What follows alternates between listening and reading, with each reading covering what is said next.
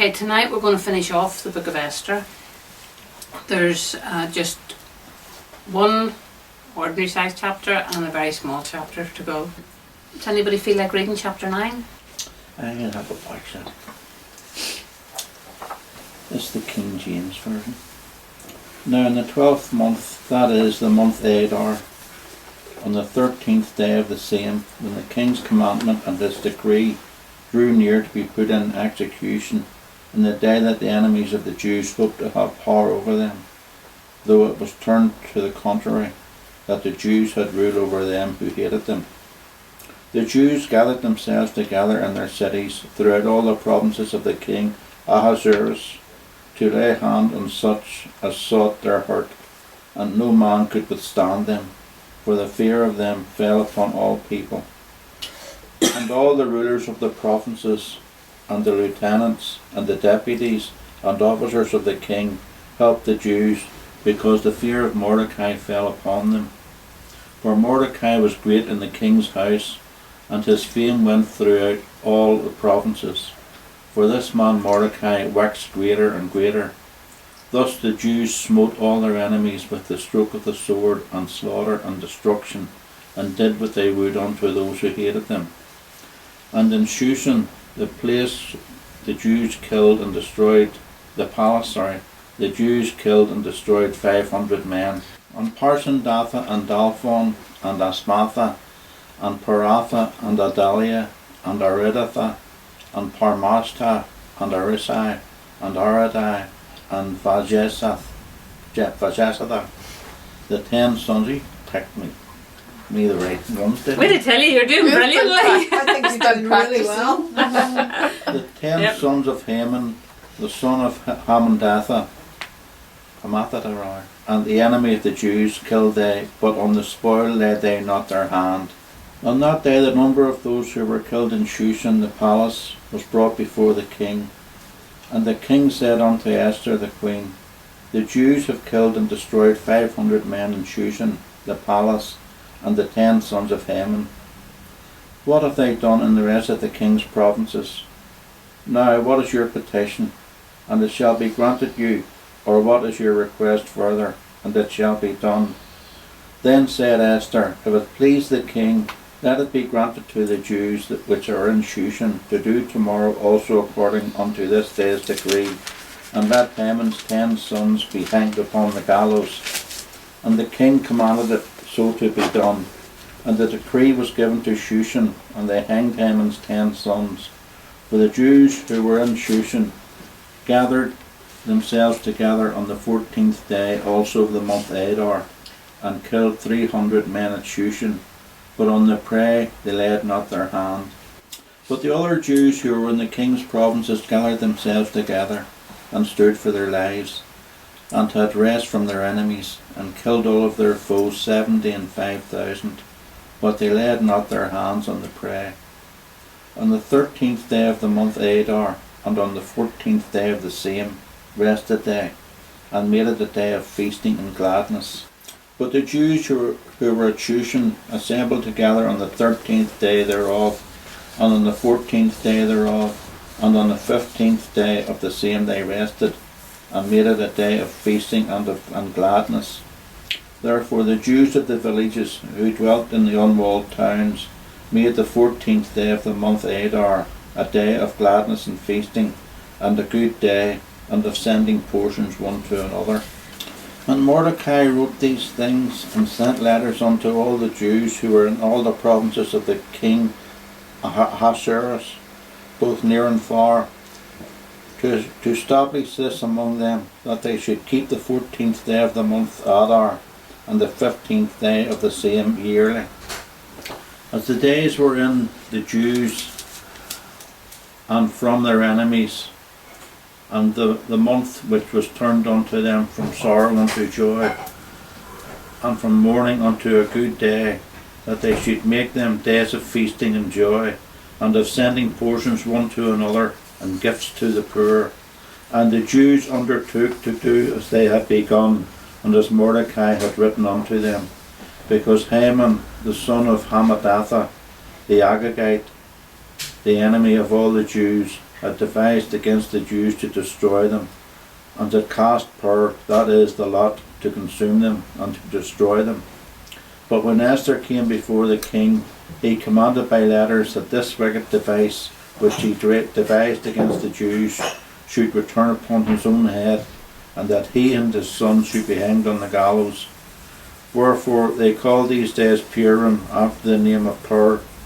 Therefore, for all the words of this letter, and of that which they had seen concerning this matter, and which had come unto them, the Jews ordained and took upon them, and upon their seed, and upon all such joined together unto them, so as it should not fail, that they should keep these 2 days according to their writing, and according to their appointed time every year, and that these days should be remembered and kept throughout every generation, every family, every province, and every city, and that these days of Purim should not fail among the Jews, nor the memorial of them perish from their seed. Then Esther the queen, the daughter of Abihail, Mordecai the Jew, wrote with all authority to confirm the second letter of Purim, and he sent the letters unto all the Jews to the 127 provinces of the kingdom of Ahasuerus, with words of peace and truth, to confirm these days of Purim in their times appointed, according to Mordecai the Jew and Esther the queen had enjoined them. And as they had decreed for themselves and for their seed the matters of the fastings and their cry, and the decree of Esther confirmed these matters of Purim, and it was written in the book. Quite a change in how things have developed and just progressed from strength to strength. Hamadatha, by the way, means double, just as a matter of interest. Means what, sorry? Double. Double? Esther is the last book of the Old Testament historical writings, and that's where we're just going to go to after the break. I read 10. Do you want to read it now? You could actually read it now. And the king Ahasuerus laid a tribute upon the land. A tribute actually is a tax upon the land and upon the isles of the sea, and all the acts of his power and of his might, and the declaration of the greatness of Mordecai, whereunto the king advanced him. Are they not written in the book of the chronicles of the kings of Media and Persia? For Mordecai the Jew, was next unto the king Ahasuerus, and great among the Jews, and accepted of the multitude of his brethren, seeking the wealth of his people, and speaking peace to all his seed. Little short chapter. That's the book of Esther finished. What's it all about? Trusting God. Because it's in the Bible, and it's the last book, historical book. It's about trusting God, yet God's not overtly mentioned. It's about behaviour, that is overtly mentioned. Something hidden. We found loads of things that have been hidden in it. Well, I found the little bit of teaching that I had found. A guy taught a part of it that was, I thought, very interesting. When I started to listen, I thought, not sure that I'm quite on board with it all to begin with, but as he started to go into it, you started to see the progression of what he was doing, and it's actually quite fascinating. Galatians 4:21. Tell me, ye that desire to be under the law, do you not hear the law? For it is written that Abraham had 2 sons, the one by the bondwoman, and the other by the free woman.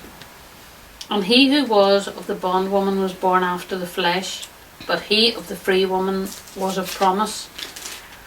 Which things are an allegory? For these are the 2 covenants, the one from the Mount Sinai, which gendereth to bondage, which is Agar. For this Agar is Mount Sinai in Arabia, and answereth to Jerusalem, which now is and is in bondage with her children. But Jerusalem, which is above, is free, which is the mother of us all. For it is written, Rejoice, thou barren, that bearest not, break forth and cry, thou that travailest not, for the desolate hath many more children than she which hath a husband. Now we brethren, as Isaac was, are the children of promise, but as then he that was born after the flesh persecuted him that was born after the Spirit, Even so it is now. Nevertheless, what saith the Scriptures? Cast out the bondwoman and her son, for the son of the bondwoman shall not be heir with the son of the free woman. What do you think that has to do with the book of Esther? Can you see any significance in it? Is that not Isaac? Is that not our salvation and the battle of the flesh over the battle of the spirit? Yeah. It's the two casting covenants. out against each yeah. other. It's the two covenants, the one of law and the one of grace. Yes. And the law governed by fleshly desires. It's like your own flesh trying to govern your spirit. But right back Yeah. to That's what it Ishmael is. and Isaac. Yep, well that's the root of it all. But the whole Bible is the story of two covenants. Yes. So what the world says is not what God intends, No. and it's the opposite. Just like it's happening even today, it's like a counter act, isn't it, from the enemy against God? And how can we relate this to what's happening in the book of Esther? Because God was in charge with Esther. What about the two covenants? Can we see the two covenants in operation in the book of Esther? Well, Mordecai, you see, as the covenant of the chosen, and Haman as the God, Yeah, the other one. the word. And Esther was the hidden to be revealed. In the church. That's actually very accurate. Esther actually does follow that pattern. It reflects the dispensations in time. Do you know what the dispensations are? There's 7 of them. You Yeah, do. you went through them before. That's a cop out. We did teach on the dispensations. You did. What was the first dispensation? In the garden. Adam, yeah. Innocence. First dispensation in the Garden of Eden was Adam and Eve. As opposed to covering all the dispensations in their the depth of the dispensation, because that's an issue on its own.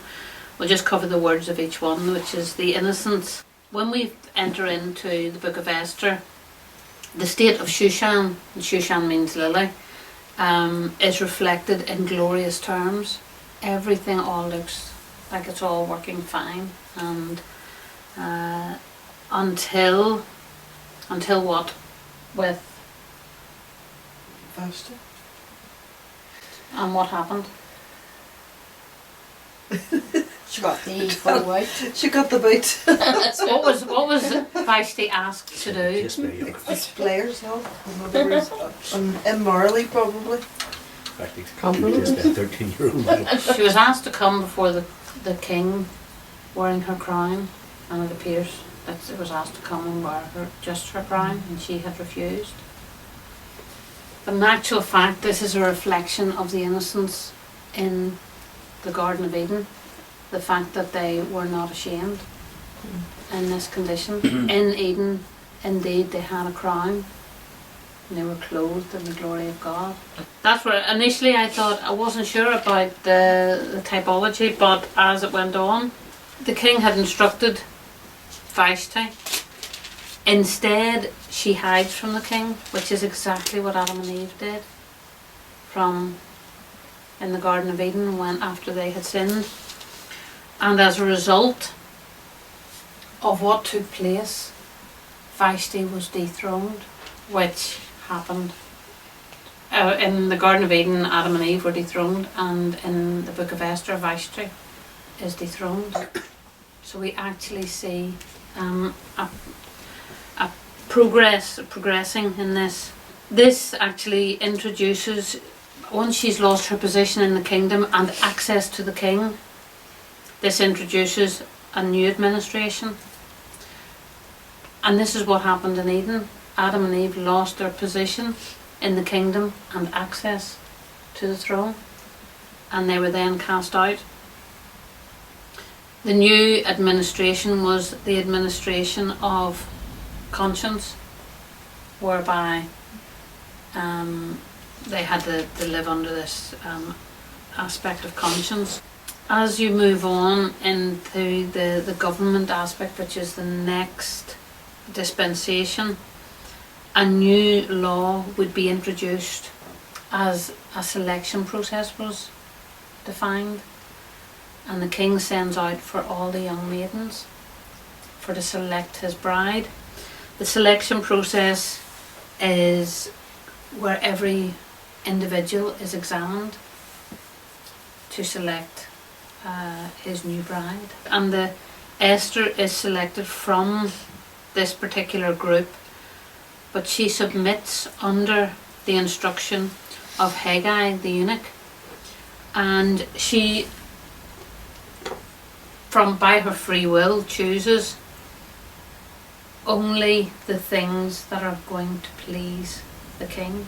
She sets aside all of her own personal desires to line herself up with the desires of the king.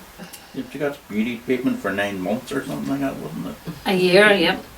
So exercising the free will reflects our free will to choose whether or not we follow God and line up with God's will, or whether we choose our own destructive ways. As a result of lining herself up with God, she receives, or lining herself up with the king in Esther's case, she receives grace and mercy from the king, and also unlimited access to the throne before a king who repeatedly offers more than what she asks for. I thought that was interesting. It's just like the Lord with us. Yep, isn't it? Yeah. Esther pictures here for us restored access to the throne through grace. Yes. Every time we go, he says, and what else can I do for you? And what else can I do for you? There's always more. And when Jesus walked the earth, he always asked people what he could do for them. This took us into the next stage, which is the law. Who represents the law? Him. The law being the representation. Haman had rightful access to the throne.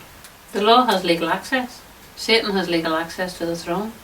We know that from the book of Job. We know that he came before the throne. So he could legally present himself before God to accuse, because he had the right to do so, because the death penalty had been issued upon all of mankind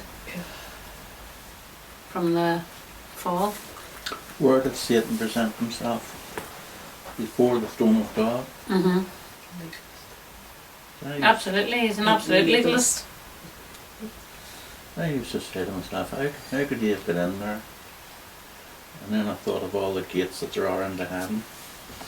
He could get in there because the gate had to remain open in order for God to communicate with man, and he is the God of this world, and so he was the God over mankind, and is the God over the unbelievers now, and so he did have access. I'm not convinced that he has access now. I know that's a debatable point among Christians, but I do not believe that after the cross that the law has got access.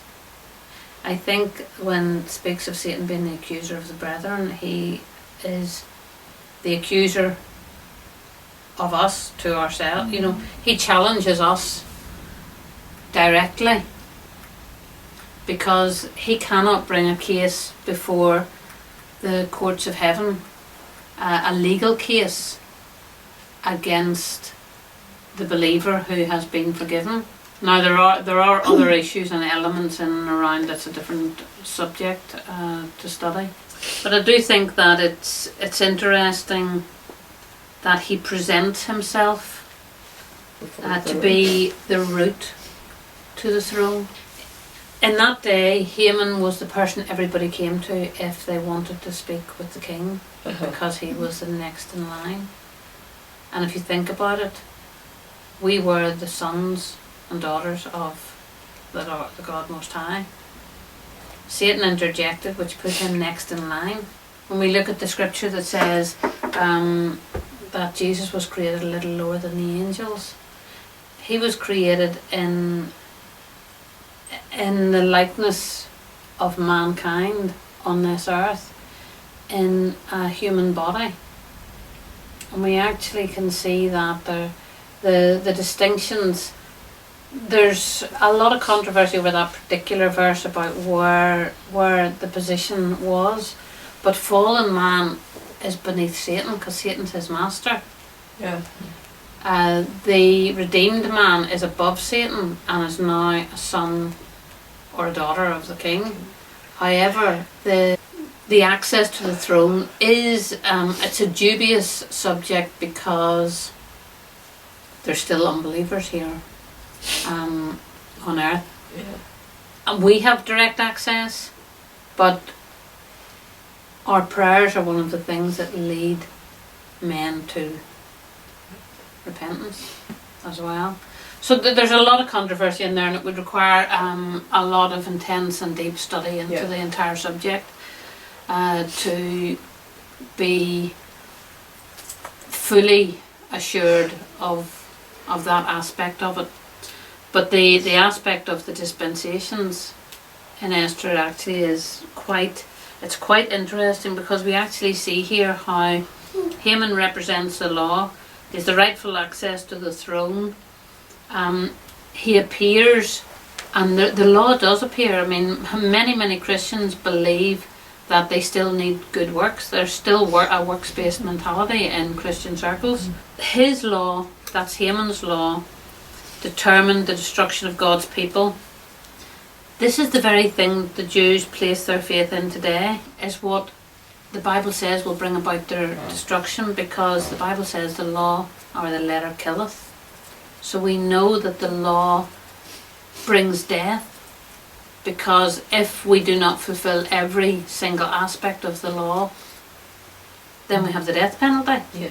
So we know that the law does bring death, and yet so many people won't go before the throne of grace because this barrier of the law stands between them, and they see that unless they have met all the requirements of the law, that they're not going to actually be accepted. He was an Amalekite, so he represents the works of the flesh and apostasy, false teachings, things like that. The law written by Haman could not be revoked. The law of God cannot be revoked. The law of Moses cannot be revoked. It stands forever. But a higher law meant that the law would be overwritten or overcome. And so the new law that was written by Mordecai enabled the other law to be nullified, leading us into grace, which Mordecai sitting at the gate in that place of judgment. There's that whole issue of Mordecai not bowing down to Haman. So we know that the superior law, if you like, was never going to bow down. And ultimately the law had to come in and bow down to grace. Haman's hatred for Mordecai was because of this whole issue around the law. And we know that Jesus never said the law was evil. He said the law was good, and he came to fulfill every jot and tittle of the law. One of the other things, when Mordecai hears the news, with a loud cry laments in sackcloth and ashes, which is a type of Israel and the loss of their heritage and their blessing, and facing a curse. One of the things that we know about the Jewish people, when they realise, when the blindness comes away from, they will lament. I think Zechariah and a few other scriptures tells us the remorse and the reaction that they're going to feel when they suddenly realise how deceived, how deceived they've been. And again, in that issue, Esther was instructed to conceal her identity, as the church is concealed as well. Esther was not summoned for a long time. 30 days, the number 30 reflects a higher degree of perfect order and timing. So obviously this was the appointed time when she could approach the throne, which is all the issues that we went through. The banquet. At the banquet there was 3 people, the king, Haman and Esther. And so we know that Haman, the law, was the issue that stood between the king and Esther. And therefore Esther brought this situation about and confronted the law, and that is the Christian prerogative too, to confront that aspect and thus bring total restoration with our king.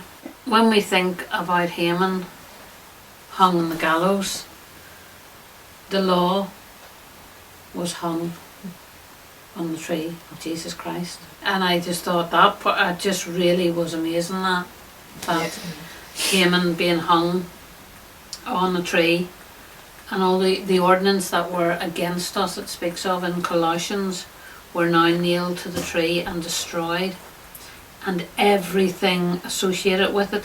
And so the law of that time is annulled by this new law in our lives. Additionally, the law consists of 10 commandments. Haman had 10 sons, and the number 10 is representative of a completed course of time or completeness of divine order. Everything that Haman owned was transferred to Esther. That brings us back to a point you made the other week. When are we going to stop letting Satan steal what doesn't belong to him? Whenever we come away from the law and return to Jesus and receive his grace and his mercy, then everything is transferred To us. back to us. Yeah. Everything is transferred. Everything that was set in stone in the law that gave Satan the legal right to take from us has been returned to us. And so that is reflected whenever she takes back all of the possessions, including the position. Mordecai enters in and takes the position in the king's palace that Haman had. And so the position is restored, and all of because we look and none of the booty was taken, none of the spoils was taken all the way through. But in this instance, everything that had been stolen by Haman was to be returned. I thought that was just really, really interesting whenever I started to see that. The 7th dispensation is millennium. And there's quite a lot of complex issues in this part, but I just put a couple of different things in. The gospel has prevailed over the law. Now we experience rest in a geographical place, and that is when we're here, regardless of circumstances. If we are in communion with him, we can be in that rest. And the state of rest, that will become a reality in the geographical location in the future. Chapter 10, Mordecai has advanced to his place of authority. We see that he was outside the gate, always looking on and getting information. He was outside, but he was at the gate, always knowing, always waiting for his opportunity. Now he's on the inside. Now he's running everything, and the fear of Mordecai was upon everybody, so much so that all of the rulers and the leaders and the magistrate, everybody that was part of the palace, the fear of what had happened meant that they all supported Mordecai whenever the battle came. And so they had all pledged their allegiance then in that direction. And one of the things in chapter 10, it speaks about Mordecai's name. The reference that it speaks of Mordecai's position as well, we can look upon the name that Jesus had, because Mordecai's name went out as being someone who had that authority and that power and who had wielded that authority.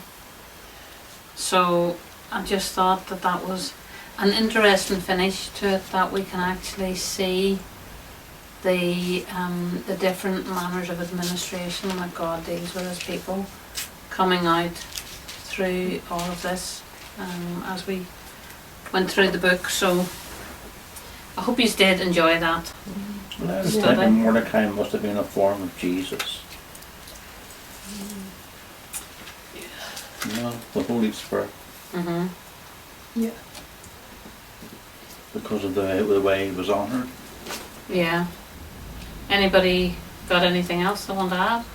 There's a lot of the contrast, Yeah. isn't there, throughout the entire book? And it reflects much more than what you ever see when you simply just read the book through, doesn't it? Mhm. A lot of types and shadows. That was Esther.